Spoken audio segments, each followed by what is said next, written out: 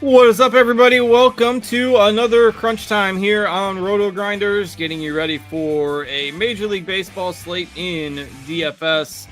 Interesting slate here on a Saturday. We had quite a few games this afternoon, but the start times were spread out all over the place. So we're still calling the night slate the primary slate tonight, even though there are only 6 games.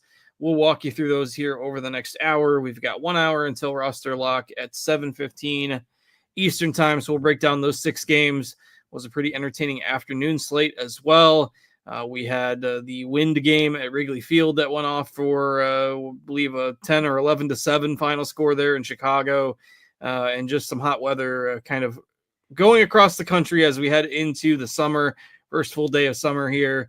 And we're going to start to see some more scoring, I think, across the league. So to break things down for you tonight, you've got myself, Justin Van Zuden, STL Cardinals 84. We've got Bobby Gomes alongside tonight. Bobby, what's up? What's up? How's it going, Cards? What's up, Will? Yeah, interesting slate coming up. Interesting morning slate for sure. Yeah, happy to be here on the Saturday when it's 95 out. Yeah, it's hot everywhere. It's been outdoors most of the day myself. Kids did a little fun run this morning, and it's just hot. So good to be in doing a show now for a little while. I imagine, Will, it's hot down where you are as well. So how you been? Yeah, good. Definitely been hot. It was hot here kind of all week. I think some of the days I think they were saying it felt like 102, 103. Just the heat index. But definitely has been warm weather, but glad to be on with you guys. It's cool in my house. Thank God for central heating and air. Bobby, random question. I know some spots in Colorado, do they not have central heating and air because of where they're located, like on the mountainous side? Is that fact or fiction?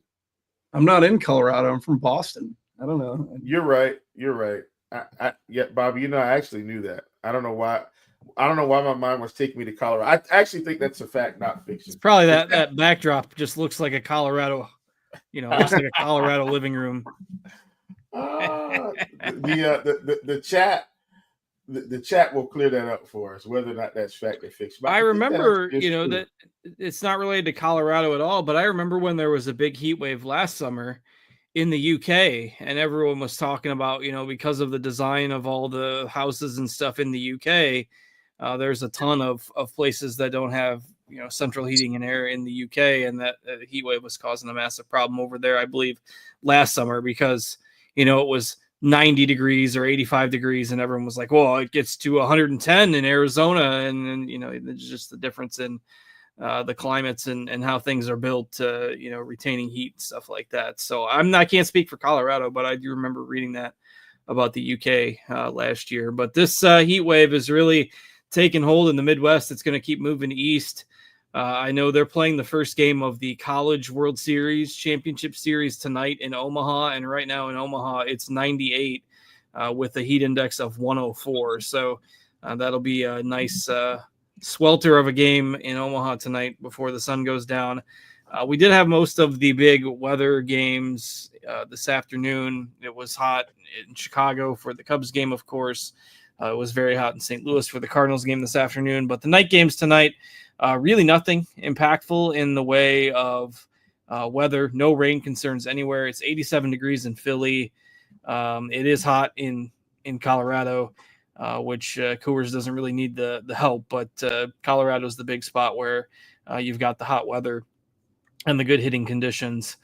So that would be the one. If you need to bump up a game for hitting conditions, it'd be in Colorado.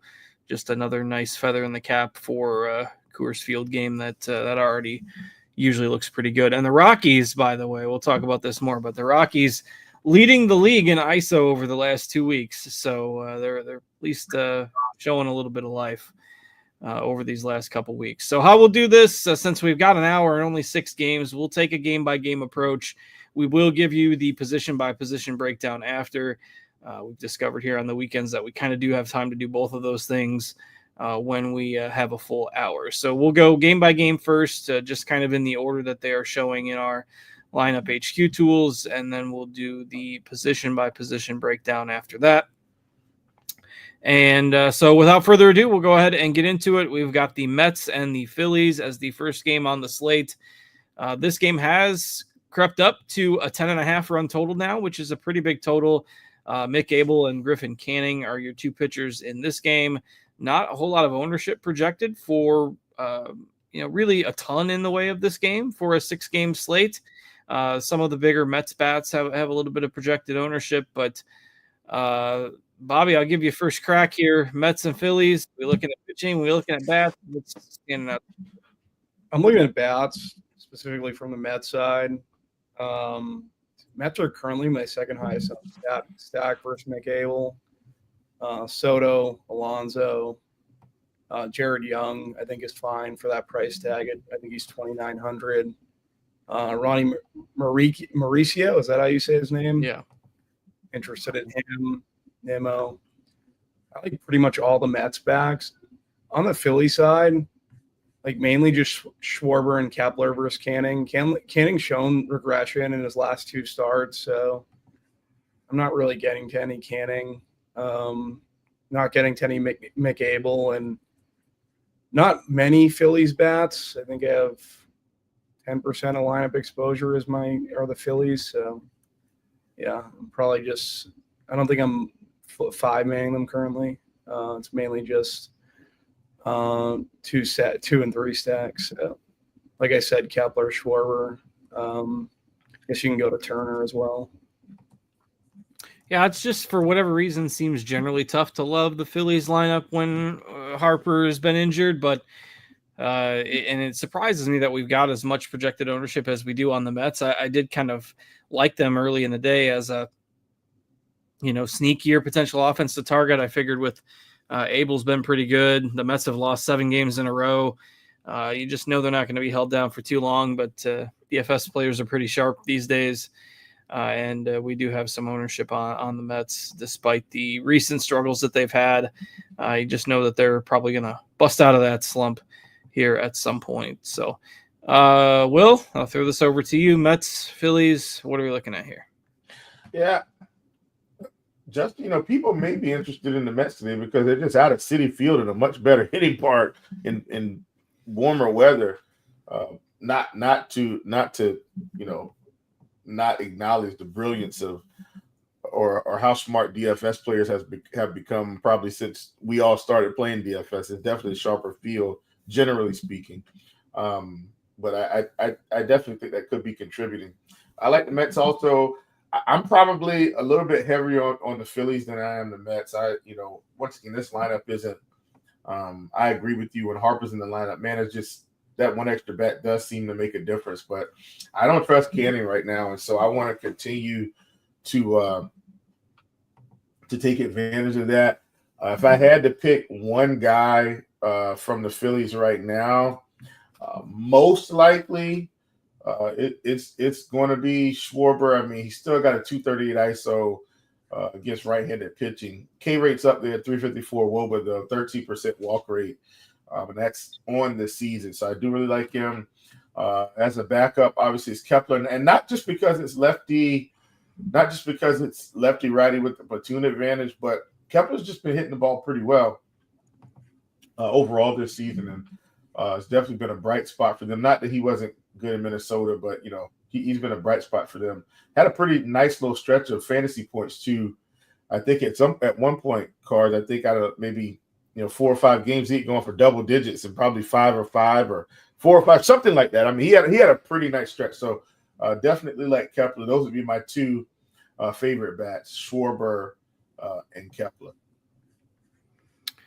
Yeah, I think that they're grading out the best in terms of our projections. Schwarber, the top overall projected bat, obviously for the Phillies, and Kepler on a points per dollar basis. If I sort the Phillies projections by point per dollar, Kepler certainly climbs to the top of that list and in the 5 hole tonight. So don't mind those calls on either side either. Like I think on DraftKings he's like 36 on DraftKings. Yeah, 36, and then FanDuel is like 29 or something. Like he's very cheap. yeah, if you need the value, you can certainly get that tonight. This game could be one that you might want to stack up if you're building multiple lineups tonight with that 10.5 run total. All right, let's go ahead and move on to the next game. We've got Kansas City and San Diego. Lowest total on the board here at 7.5. Dylan Cease and Noah Cameron are your two pitchers in this game. Cameron's been very good for the Royals in his first handful of major league starts. Advanced metrics aren't quite as spectacular. And then you've got Cease, who has pretty solid advanced metrics, but maybe not the best surface stuff so far this year. So, Will, I will throw this game to you first. What are you looking at, Kansas City and San Diego here? So let's talk about this because I know Dylan Cease recently has really, ramped up the strikeouts. But he's gone through stretches where it's felt like he just hasn't been the same guy. But Cards, outside of his walk rate to lefties being a little bit elevated and his WOBA to righties being a little bit elevated, he's about the same guy he's been the whole time. The K rate's everything's about in line with last season. And so, for a guy that has a pretty long leash, facing a Kansas City team that just has been sputtering, I don't mind Dylan Cease here. If we're talking about spending up now, I think, and I'm going to check lineup HQ. I'm going to have to refresh, but I feel like he wasn't the highest owned pitcher the last I checked. Even on a 6-game slate, Cards, I thought his ownership was going to be higher just in terms of maybe the name value. Maybe a part of that is the fact that our boy Kelly is going to be facing these guys in Coors. Never mind. Cease is the highest owned. We got him the highest. Yeah, he's 42%. Okay, never mind. Got that. So that's what I expected. At that ownership, I'm probably going to actually temper my expectations a little bit and play the field a little bit more. Not that I don't think he's great. I think he'll be fine. But I do feel like I like Kelly a little bit more today for some of the price savings, just in case I need to squeeze in an extra bat. All right, Bobby, any interest on this Kansas City San Diego game for you? Cease is definitely my highest owned pitcher. I think I have 64% Cease currently. In terms of like the KC and San Diego bats, I'm getting very little. Cameron's been good, but I don't know, I'm not getting too much Cameron here. It's more just Cease. I don't really have any interest in the bats. Maybe Machado. You can always play Tatis. It's really nothing I like on the San Diego side. And then on KC, like it's Witt, Pasquantino, but I don't like these teams as full stacks for sure. I'm totally out. The main play for this game for me is Dylan Cease. Yeah, definitely not a spot where you probably want to go chasing a lot of offense. Good park for pitching. Cease's advanced numbers, certainly seem to indicate improvement from those surface numbers. The strikeouts have been up. And Cameron, while I think Cameron will certainly regress, he's definitely not a gas can. And there's just better spots, I think, for offense on this slate. So we do have every hitter in this game basically in the single digits in terms of percentage ownership. So if that suits your fancy, you'll certainly be able to get these squads as contrarian offenses, but probably feels a little too cute for tonight. All right, the game of the night in Coors mentioned really hot weather out in Denver tonight. We've got Arizona projected for a little bit over 7 runs, Colorado around 5 runs, a 12-run total in this game. Mentioned that the Rockies, despite their horrible record, they've actually been playing a little bit better of late. If you sort the batting splits by the last 2 weeks, they're second in weighted on base as a team, and they lead the league in ISO over the last 14 days. So that was 10, 6, 10 in 3 games in a row, 8 last night, despite, of course, a loss because their pitching is so bad. But they've at least been hitting it better of late. Interesting spot for the Rockies against Merrill Kelly. But we've got, the Rockies' horrible pitching staff and Palmquist making the start tonight. High walks, low strikeouts. and the Diamondbacks put up 2 touchdowns last night. So presume this is a spot for offense unless you like Merrill Kelly. But Bobby, what are you looking at here? Yeah. Basically for Arizona, they're my highest owned stack. Kettle Marte is my highest owned player, followed by Lourdes Gurriel, followed by Gino Suarez. Getting some Aramis Garcia, the catcher down there in the 9-hole. I do worry about his pinch hit risk. Perdomo's in there. I'm getting a good bit of. Arizona just makes a good bit of sense. You hit on Colorado, very highest ISO last 2 weeks. Hunter Goodman's been at like the forefront of that. Mickey Moniak's all of a sudden a power hitter. I think he had a home run again last night. Don't mind Toglia, McMahon. All these Colorado bats work. They're my 3rd highest owned stack. In terms of pitching, like, I guess with Arizona, you can make Merrill Kelly work because Colorado hasn't been the best offense as we've seen prior to these last 2 weeks. So I don't know. I'll have some Merrill Kelly, and I'm trying to get rid of the one Carson Palmquist team. Actually, I have more. I have like 5% Carson Palmquist that has to come way down. I don't want to play any. I'm just Xing. Yeah, the advanced numbers on him are pretty ugly, like 12% walks and 14% strikeouts. Of course, his sample size isn't very large yet, but it's tough to trust this Colorado pitching staff in that park with that weather for sure. I mean, you look at what the Diamondbacks did last night: 21 hits, 14 runs. Suarez hit 2 homers. Feels like every time he homers twice. Marte homered last night as well. And just, I think it was 7 of their guys had at least 2 hits last night. So it's just pummeling that Colorado pitching staff. Will, what do you like in this game? Well, Merrill Kelly and the bats, obviously, I don't think it's any secret that we're going to be very interested in Arizona here. So many good bats. And then the cool thing is, as far as the bottom of this lineup really isn't out of control in terms of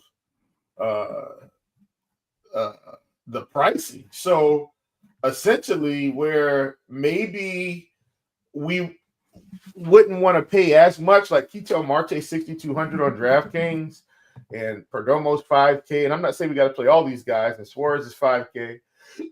But once you get past Josh Naylor and even Lourdes Gurriel, 4,500, Grichuk, Tawa, Vargas. I mean, you've got some options to balance it out if you want to load up. So I think that's what interests me most on DraftKings about this team, is just being able to have the option to load up.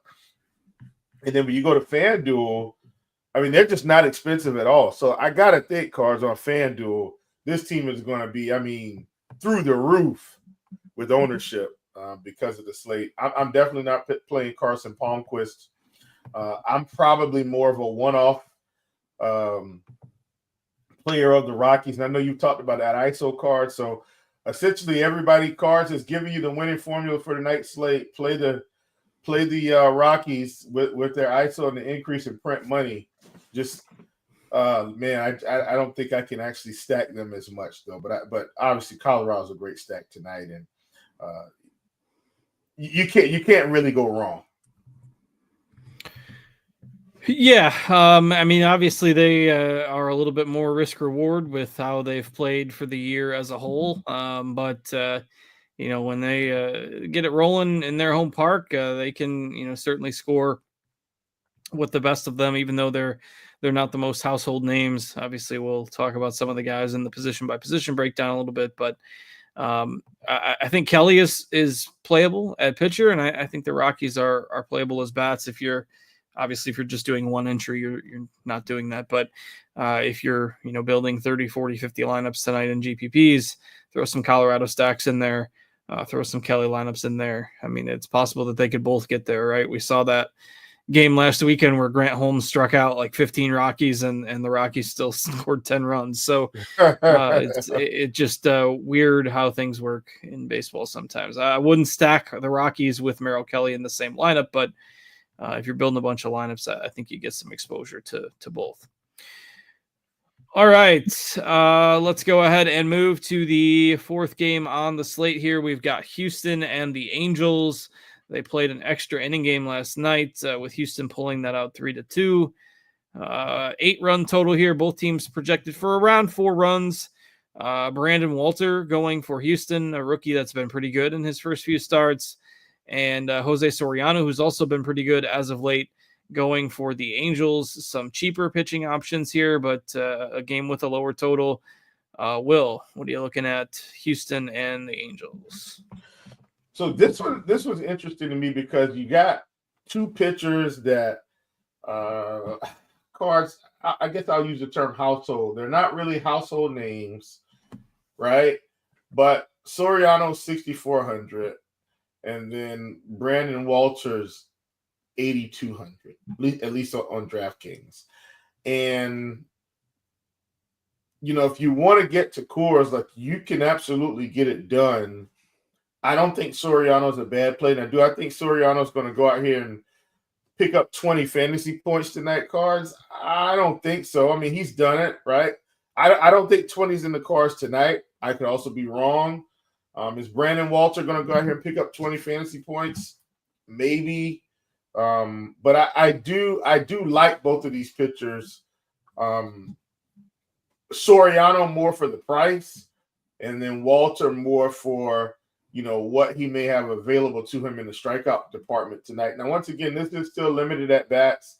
Well aware that all these guys only Nolan Shanuel is the only guy that's got above 50 plate appearances against a lefty this season. So I'm well aware of that, but this team's still striking out at a fairly rough clip. Last season, obviously, this team or these bats were a lot better, but at least as it stands right now, it's been a tad bit tough. So I don't mind Walter here in this spot. He's probably more of a props guy from. I think his strikeout line was 4.5 cards. So if anybody's going to be asking for a K of the bidet, I think Walter more than 4.5 could be advantageous for you on this slate. All in all, I'm not thrilled about the bats, and if I had to choose one in DFS, it's probably Soriano. Don't like the K rate overall, but a high ground ball guy, not giving up a lot of power. You could do much worse for 6,400. Yeah, and that helps you. I mean, part of the reason why I like the cheap thought here is that it helps you spend up for bats, and obviously we've already talked about Coors. We've still got the Dodgers to talk about yet, so going cheap at pitcher really does help those builds work out tonight. And Will, are you going with any bats in this game? If so, card, it's just one-offs. Like, I'm not rushing to get to Houston. Yeah. Yeah, so that all righty lineup. Soriano's got pretty good splits against righties as well. So, all right, Bobby, what do you like in this game? I actually like the bats from the Angels side versus Walter. I think a lot of people are going to have the same thought. Walter can get strikeouts. He's really only had 3 appearances and hasn't pitched last season. He didn't pitch last season. Prior to that, I don't think he was the greatest pitcher. So for me, I can attack Walter with these Angels. They haven't really faced many lefties. Trout's back in the lineup now. I like Ward. I like O'Hoppe, Joe Adell, Zach Neto. These are guys I have interest in. So I think currently the Angels are it might be a little high, but I have them as my 5th highest owned stack. With Walter and Soriano, I'm pretty much around the field on both. Houston, I don't really love the stack. Not getting too much Houston. Paredes has been red hot. Yeah, Pena's fine. So has Adell. He's been Adell's been smashed. I just think the Angels kind of get lost in the shuffle on this slate, and they're a team I want to get over on currently. Yeah, I think that's interesting. Not a lot of ownership probably on the bats in this game. The Angels have been kind of a risk-reward group, high strikeouts, but with a lot of power all year long. Another spot where I think if you're building multiple lineups, you could play some of each side. But Soriano probably the logical cheap de jour pitcher with that right-handed heavy Houston lineup. And then you can correlate it with the Angels and no one's playing them, right? Yeah, for sure. and then just hope the Angels have their way in the game. So, all right, 2 games left here before we get to position by position. We've got the Athletics at home against the Guardians. 9.5 run total in this game. Of course, the park in Sacramento has been playing pretty hitter friendly, especially as the weather gets warmer. It's not quite as warm out there right now. 79 degrees in Sacramento today, so maybe not as good of hitting weather as some other spots like Colorado, but still a pretty good park for bats.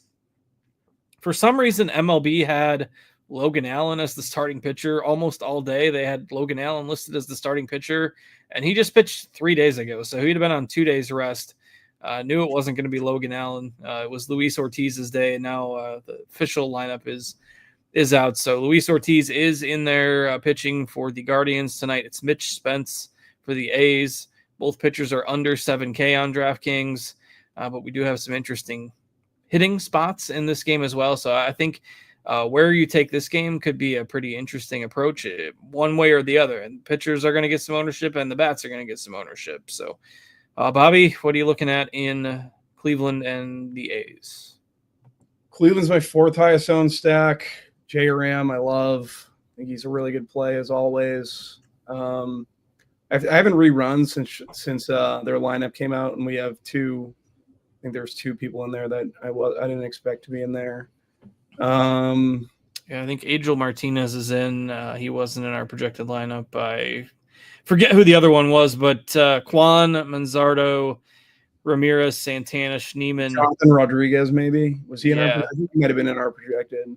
Jones, Naylor, Rodriguez, and Martinez. I know there were 2 changes, maybe one of those. Definitely the bottom of the order guys. The main guys are in there, but that Cleveland lineup did just drop about 5 minutes ago. So, all right, carry on. Yeah, J-Ram, favorite bat from Cleveland, like Manzardo. I can play some Quan, obviously. If I'm playing the stack, I might as well with him leading off. Schneemann, I think he's perfectly fine. The back end of this order, like I said, I haven't rerun it. It's mainly just the top 5 right now, maybe some Bo Naylor mixed in. I like Luis Ortiz. I think I'm probably over the field. I think what are we currently showing for Luis Ortiz? 28% on DK. I have like 37% Ortiz. I'm not getting many Athletics, which is probably when I bumped the Angels. I probably lost the Athletics, which might not be the greatest thing because now I'm looking at them in plate IQ, and Nick Kurtz really stands out. I know TJ had him for a Spidey bomb. He's been red hot too. Soderstrom, Butler, these guys look good. Rooker, Austin Wynn's down there in the 9th hole. He's terrible, but his ISO and Woba look all right versus Ortiz. So I don't know. I'm not currently getting Athletics. Might try to fit them in a little bit, but more just on the Cleveland side and Ortiz. All right, Will, Guardians, A's, what do you like? Yeah, definitely like the Guardians today against Spence, for what he has in the strikeout department, which is cards, similar to last season, he has the strikeout rate against lefties, but he's giving up tons of power and the Woba's up. And so this really isn't the team where you want to be giving up power to lefties. Not when you're going to have to see a slew of them.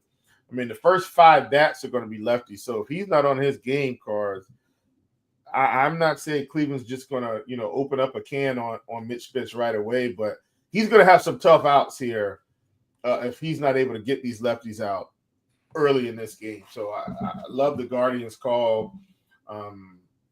Definitely glad to are happy to plug them in. Top 6, cards. 7 straight lefties cards. Doesn't it feel like Cleveland better scores some runs here? Isn't that against a guy that's giving up that much power and a pretty high woba to lefties, even going back to last season. So I like what Cleveland is offering us tonight, and definitely a sidebar from Coors because they're not that expensive. So even if you're playing Coors, you should be able to mix some of these bats in. In terms of the Athletics, I think the Athletics are more so a one-off team for me. There's definitely some guys that you can get to. So, for everything I said about Mitch Spence, Ortiz is not only he has a lower K rate and is walking lefties and giving up power and wovers. So Lawrence Butler, a guy I think we could consider. Kurtz, a guy that we could consider. Soderstrom, Blade, all these lefties are guys that I'm interested in against Ortiz as one-offs or maybe some mini stacks or something like that. All right, final game of the game-by-game breakdown is Washington and the Dodgers. Another game with about a 9.5 total, about a 6-run projection for the Dodgers. So they have the second highest implied team total behind only Arizona. 3.5, the projected run total for Washington. We've got Dustin May on the mound for the Dodgers, Jake Irvin for the Nationals. Will, you get the first dibs on this one. What do you like here? Not as much as you think. I'm not really thrilled about this game from a pitching perspective. Definitely not playing Irvin here. Dodgers are a really tough offense, and so he's just out of the question. Dustin May, I don't really want to play him against Washington. So as a result, the pitchers in this game are out.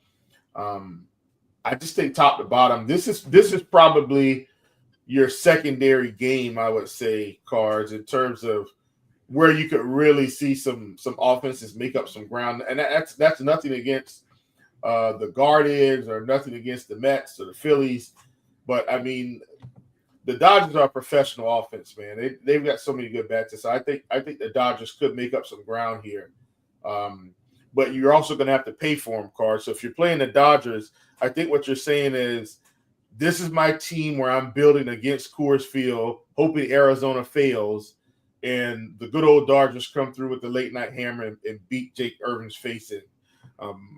Because you're not really getting a discount on the prices. In fact, I think top to bottom, this team is more expensive than the Diamondbacks, which makes them very interesting for tournaments. All right, the Astros lineup was the last one we were waiting on. That just came out. No major surprises. Guillorme is in there instead of Mauricio Dubon. That's probably not breaking the slate for anybody, but if you had Dubon in any lineups, he is not in there tonight, so just make sure you change that. Otherwise, business as usual for the Houston lineup. All right, Bobby, your thoughts on Washington and the Dodgers, and then we'll go to position by position. Yeah, I think the Dodgers are the last of my 5-man stacks. Going to be playing a good bit of Ohtani, good bit of Freeman, Will Smith. Muncy's interesting, especially with the opportunity cost at third base at the position. I think he's just another person you can consider at that position. And they're going against Jake Irvin, so it should be a good spot for the Dodgers. The issue for me is the Dodgers really haven't put up like a 10-run game in a while. I feel like maybe I just wasn't playing a slate when they did. I just haven't really seen it from them. And no, it's just been a while since they've played the Rockies, so everyone scores 10 against the Rockies. They haven't played them lately. They haven't played the Rockies yet, exactly. They haven't got that bullpen or rotation yet. They're my 6th highest owned slate. It's stack on the slate behind the Angels. I get it. Late night hammer. They make a good bit of sense. I like May. I think I'm going to be pitching him versus Washington, which is a little scary because how good James Wood and CJ Abrams have been. I don't have much Washington. I think those guys are fine as one-offs, but you could obviously play them against May. But for me, I'm just going to take the pitching side and get to more May than the field is. I think we have them currently at 15% May. 17%. I'm getting him at 25. So, yeah, that's where I currently have him. Maybe I didn't refresh and he's gone up. No, that's what I see. I don't know what it is. I can never trust that guy. I don't like that guy for some reason. Maybe it's the hair. It's not personal, but I don't know. Dustin May and I don't get along. I didn't send him a Christmas card. That scares me because I'm over the field now. And it just seems like, I don't know, the times I watch him pitch, he just never is doing good, but I probably won't be watching that game later. So he'll be all right. But that's just a personal opinion on. Every time I seem to play May, he doesn't do very well. So maybe he'll dominate now because I And don't. Washington's super pesky. Well, just it's like June now, Justin. So maybe he That's does right. better. There you go. It's not May anymore. All right, so that does it for the game-by-game breakdown. We got a little less than a half an hour here. We'll go through position by position here and then take your questions before the show ends. I've kind of been scrolling through the YouTube chat here. Mr. Richard says all lineups are in, so yep, all good on that. Lots of people talking about Spence as a punt. I mean, you can go like all these cheap pitching options, and this will be what we kind of recap here first. So pointed discussion of people using Spence as a cheap pitcher. You've got Luis Ortiz as a cheap pitcher. You've got Soriano as the other cheap pitcher. I knew I was missing one of them in there. So all three of those guys are pretty cheap. The only real high-end guys you have tonight are Merrill Kelly and Cease. So it's not like you're paying super top dollar for an elite pitcher tonight.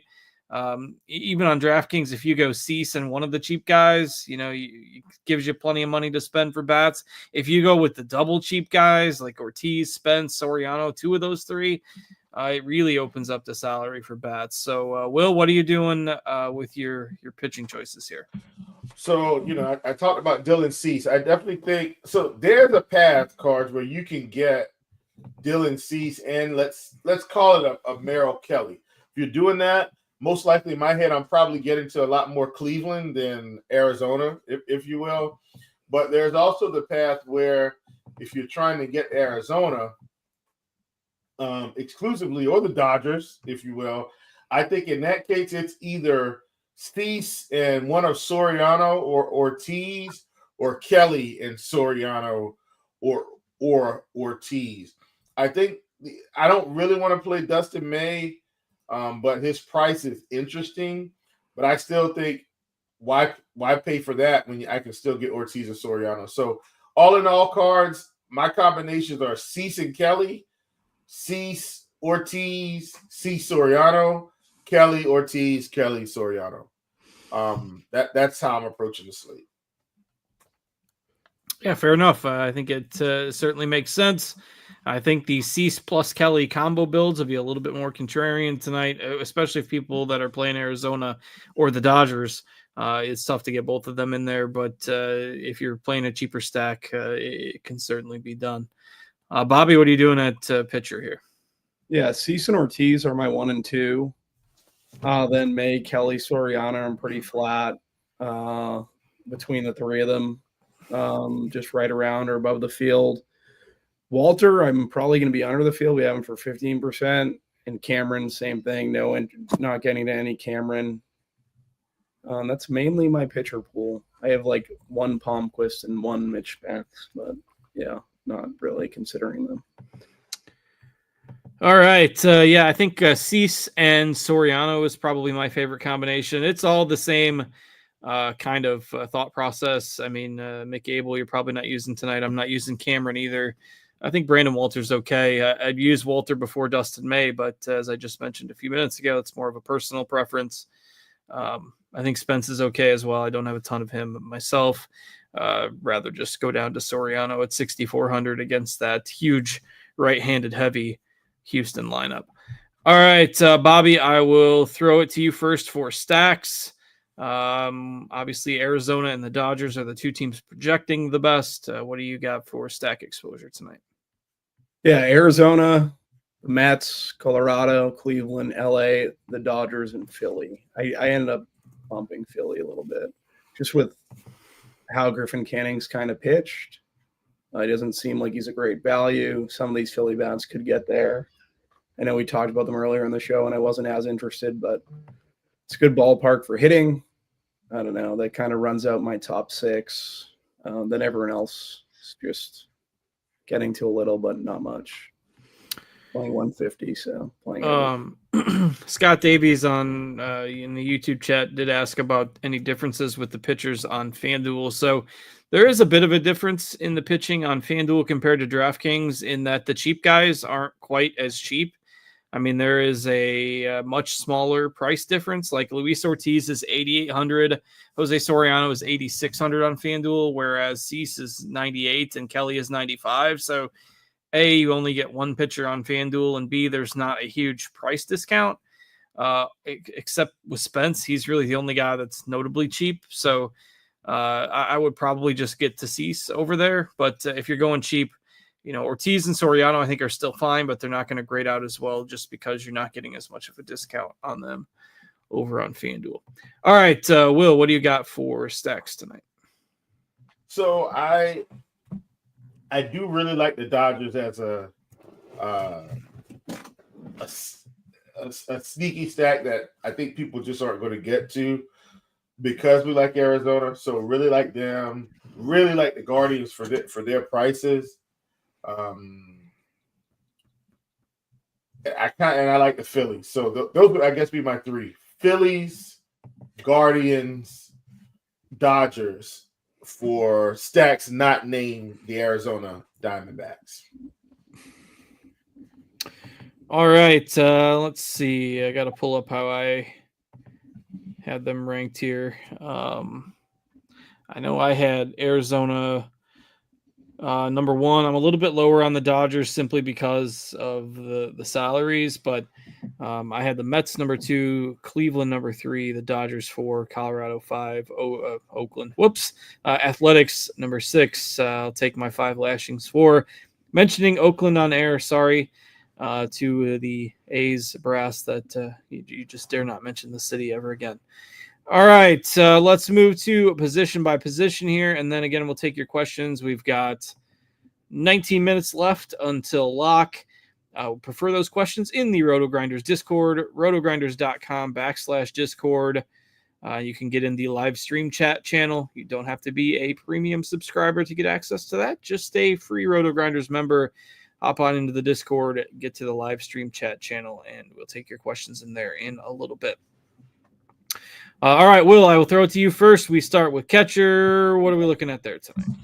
So, yeah, catcher, man, everybody's going to be part of the stack tonight. Will Smith, man, 5,200, most expensive catcher on the slate. Just feeling like the ownership really isn't going to be there. Love him. Perfectly fine. JT Realmuto picking up tons of ownership tonight, at least projected cards. Perfectly okay with that. But our boy, Bo Naylor, 3,600, virtually getting none cards. So you got Realmuto soaking up pretty much a good chunk of the catcher position, which leaves a guy like Bo Naylor just, in a fantastic spot.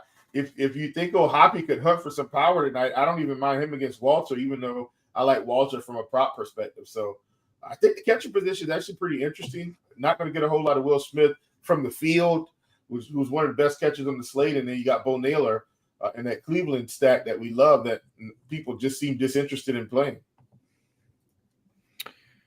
Yeah, I like Cleveland a good bit with where our ownership's coming in. I mean, Hunter Goodman's going to pick up a good chunk of ownership as well with his power splits and the Rockies hitting better. So it's a little bit more to discuss at catcher tonight. I'll probably be underweight Realmuto with that ownership, projected ownership anyways, being as high as it is. You got the catcher. Somebody said Naylor is starting. They must be referring to Josh from Arizona because Bo Naylor is starting for Cleveland. Bo Naylor is in for Cleveland tonight. Again, that lineup came out right when we first came on air. Josh Naylor is not starting for Arizona. Carroll is still out as well. So if you need that Arizona lineup, Marte, Perdomo, Gurriel, Suarez, Grichuk, Vargas, Pavin Smith in there against the lefty tonight, Tawa, and then Garcia is catching. So he would be a cheap catcher option as well. Bobby, what do you like at catcher?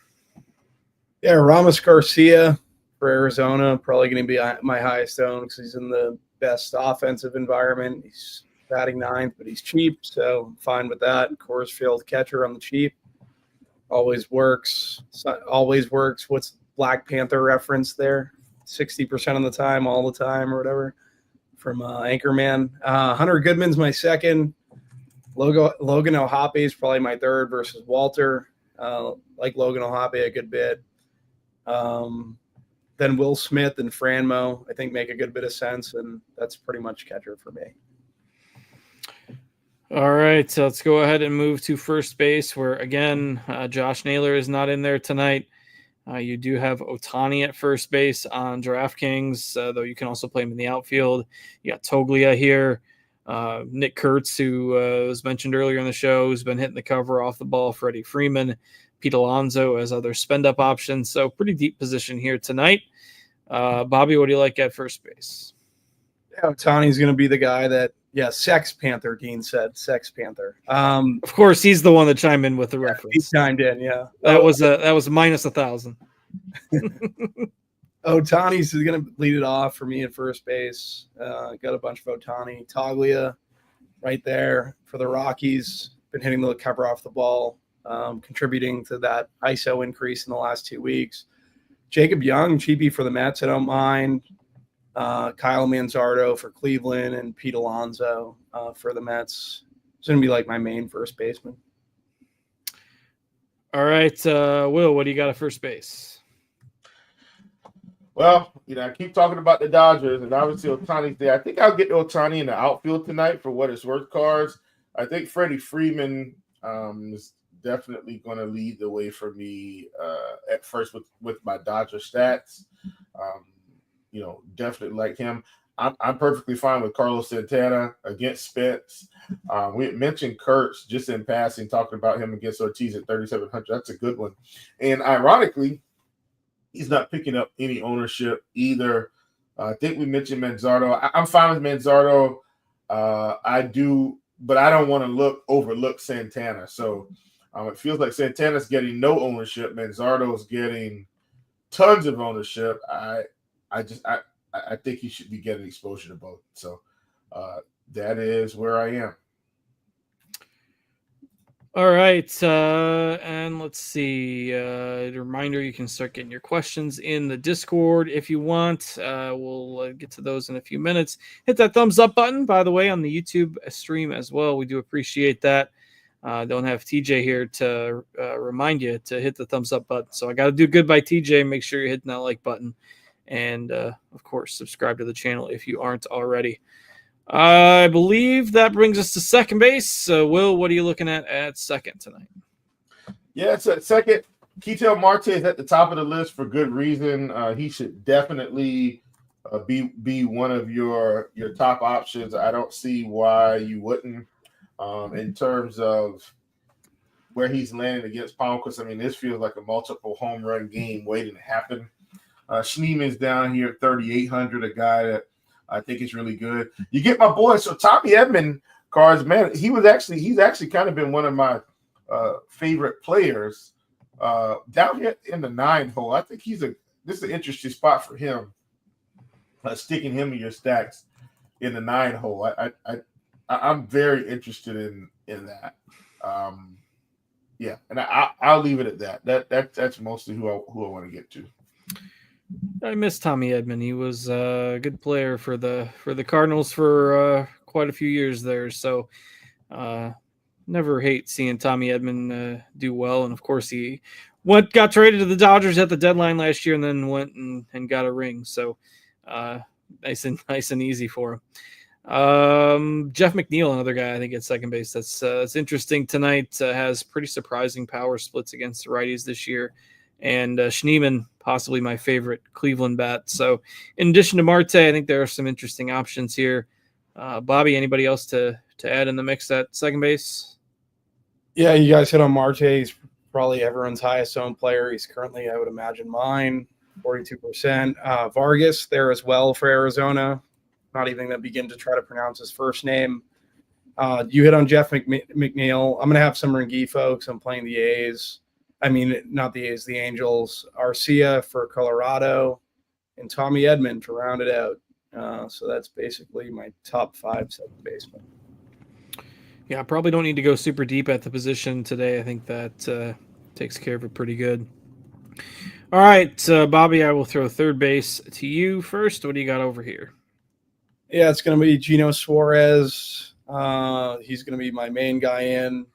Vargas has second base and third base eligibility, so I'm getting to a good bit of him. McMahon, Ryan McMahon for Colorado, J-Ram, probably my favorite one player on the slate, but I'm currently not getting to as much of them as I want to, and then Max Muncy. That would be third base. Chief, what do you got at third? Yeah, as much as I like all those guys, I am going to mention McMahon for Colorado, man, at 3,800. I think this is a good price for him in this game, just in general. He might strike out 3 times, but he could also hit a home run. So, don't mind him at all. Obviously, J-Ram, big time spot for him. Suarez, big time spot for him. Love the Muncy call from Bobby. I think that's a really good take, obviously, with the Dodgers creeping up. But I think J-Ram and McMahon are kind of some of my favorites, just because McMahon's in that game in the weather, and I like the price, and I like him as a one-off today. All right. Yeah, he's been part of that recent surge for the Rockies as well, with some pretty good splits there over the last couple of weeks. All right, let's go ahead and move to shortstop now. Not quite as glamorous as usual. I mean, you got Witt and Abrams facing tougher pitchers tonight. We still got Betts here, Lindor, of course, Perdomo hitting second for Arizona tonight. So interesting options for sure, just maybe not quite as star-studded at the top as it is some other days. Will, what do you got at shortstop? Yeah, I mean, still some guys of cards. I'm probably not playing Bobby Witt today. Would definitely be playing Trey Turner and Lindor. Would definitely be playing CJ Abrams. He's a guy I'd definitely play. I don't mind Zach Neto, just as a one-off. Mookie Betts is probably my favorite shortstop today against Irvin. Definitely a guy I want to play. And if you're getting to Perdomo in your stack, no problem at all. But I think Mookie's headliner for me at shortstop. All right, Bobby, what do you like at shortstop? Yeah, Perdomo is going to be up top for me. Hopefully he doesn't bagel again like last night. Or he was pretty close to bageling. I didn't see his last at bat. Francisco Lindor for the Mets. Zach Neto, like I said, I don't think people are playing the Angels stacks. I'm playing the Angels stack, so getting a good bit of Neto. CJ Abrams for Washington, like him. And then Arcia and Ritter on the cheap for Colorado. Those are like my main guys. Yeah, I'm not getting to Mookie, not getting to Witt. I think on my final run I'll have some Turner, but not really much. Like, this is usually a pretty loaded position. It doesn't really seem that way tonight. Yeah, it's not just a matchup-based thing, and I don't know, guys, some of the higher-end guys played in the afternoon slate. Ellie hit a bomb against the Cardinals today, so after vomiting on the field, by the way, they had like a 5-minute vomit delay because Ellie threw up all over the place at shortstop. It was hot. And then, the Cardinals were probably thinking, oh, he's toast today. He doesn't have it. And then he hit about a 400-foot moonshot later in the game. So don't discount the player after they vomit on the field. That's the lesson for today. All right, Bobby, let's move to outfield, and then we'll get to some questions. Pretty quiet in the Discord, so drop your questions in there if you got them. Bobby, what do you got in the outfield today? Yeah, start at the top with Arizona, Gurriel, Grichuk, Ohtani. I mean, Gurriel and Grichuk for sure from Arizona. Ohtani, I'm playing at first and outfield. Soto, Nimmo, getting a good bit of. Tawa for Arizona.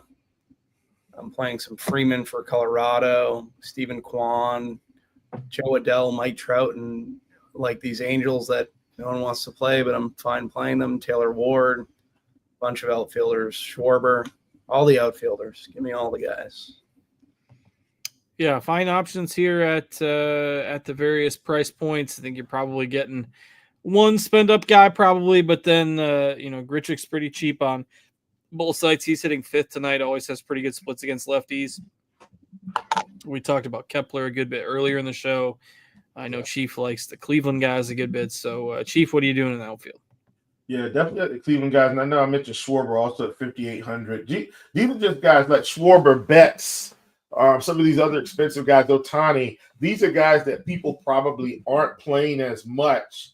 Obviously, I mean, even Juan Soto's getting, tons of ownership. Ohtani's getting some. Schwarber 10%, but not nearly as much as I think they should. So, like those guys, Stephen Kwan's getting 16% ownership, which is very interesting. I wasn't expecting him to be as high on, but I'm still going to play him. I don't think that's going to be a bad investment at all. Once again, you get out here to these Dodgers with like Teoscar, he's expensive, but if you can get the Pages or play a little bit of Conforto, that'll open up the Dodger stat for you. You get to the Diamondbacks, who are the obvious stack, like we talked about. Gurriel, Grichuk, super cheap. Those are guys you could get in there. And then on the other side of this game, man, I know I talked about it. I don't want to stack Colorado, but I do think some of these one-offs, Moniak, Hilliard, just these guys are very cheap. And I think they could absolutely possibly get you there if everything fell their way. All right, 5 minutes left until lock here. I know the YouTube chat is clamoring for home run calls. I am not a home run bettor, by the way. I just don't. I don't know. The home run bets don't grab me as much as they do a lot of other people. I know I'm in the minority there. Fully admit I'm in the minority there. But I don't know. I don't bet home runs. I do like some of the Mets guys today. I think they're intriguing if you can get them at reasonable home run odds. Like McNeil is plus 500. He's got pretty good ISO against righties this year. That was the first one that came to mind for me. Chief, you got any home run calls or K props or anything on your radar tonight? Yeah, well, one of them I think I gave out earlier was Brandon Walter, and if I'm not mistaken, his prop was 4.5. I like the over on that. That was one I definitely liked. I think Kelly might have come in at 6.5. I can check that and verify. If so, I'm willing to take the over on Kelly, even at 6.5. I think Dylan Cease was at 6.5 also. Definitely willing to take the over on Dylan Cease at 6.5. And then in terms of home run calls, I've talked about the Dodgers. Give me free money Freddie tonight for the Dodgers. We talked about Cleveland a good bit. I know that was a team that myself and Bobby liked. I know, we could easily go with Jose Ramirez. I'm actually going to go give me Schneeman tonight against Spence. Sneaky Schneeman. He might not even have a line. If he does, it's probably plus 800. Give me Schneeman. And then for Arizona, in terms of maybe some obvious, in the Arizona game, give me McMahon against Kelly. All right, Bobby, anything that's hitting your fancy tonight? Gurriel, Nimmo, Schwarber. I'm not a home run guy either. I don't really do the home run thing. So those three I'm going to throw out there. An Angel I like because I just been talking about the Angels. I'm going to go Joe Adele. Like him a little bit. He's been hitting them every night. Yeah. Ride the train. All right. Let's see. We had one question in the Discord, which I answered for Allen's club, Tatis and Garcia or Marsh and Goodman. I do like Goodman, but Marsh at the bottom of the order. I just don't think I'm playing him in a single entry build tonight. Don't mind some of those Angels as well. I like those calls. Angels and Cleveland as some potentially sneakier options. I think the two guys mentioned. And yes, we had Tim behind the scenes tonight. I was trying to keep an eye on the chat throughout the show. I don't know if he threw out any taters. I know TJ popped in for a second as well. Dean made the cameo just to correct a movie reference and then disappeared. But that was minus 1,000. But Peter says Marsh for sure is going to hit a bomb now. That's how it works sometimes. But Scott Davies says thoughts on Freeman for the Rockies leading off. Bobby, what do you think of Freeman leading off for the Rockies? I have some Freeman, so yeah, anyone in that game, especially if they're a leadoff hitter, I think you have to have some exposure to. Yeah, chance to get 5 at bats, can never go wrong with that. All right, again, reminder for those of you who did not hit the like button, please do that on your way out. We are at the lock here, so good time to wrap it up. I don't think we had any other additional questions that we didn't get to. 104 people have hit the like button. We'll see if a few more can do that as we exit, but that's going to go ahead and do it for our Saturday night crunch time. Thanks to Bobby and Chief for joining me tonight, and thanks to Tim for working hard behind the scenes for us. Of course, I'm Justin. We hope you all stay cool out there. I know a heat wave going throughout the country, so stay cool. Enjoy your Saturday night. I'll be back tomorrow. We'll have the Sunday crew on, and we'll do it all over again for a Sunday slate, which I did peek at the schedule for tomorrow. Another weird one. There's a game at the Roku game starts at 11:30 tomorrow, and then the Rays are starting their game early because of weather. So it's another pretty small slate. I think the main slate for tomorrow is only 6 or 7 games for a Sunday. So will be another kind of weird day, but we'll keep you covered before that locks. And with that, time to bid you adieu for tonight. Thanks to Tim, thanks to Chief, and thanks to Bobby. I'm Justin. Have a great weekend, everybody. We'll catch you later.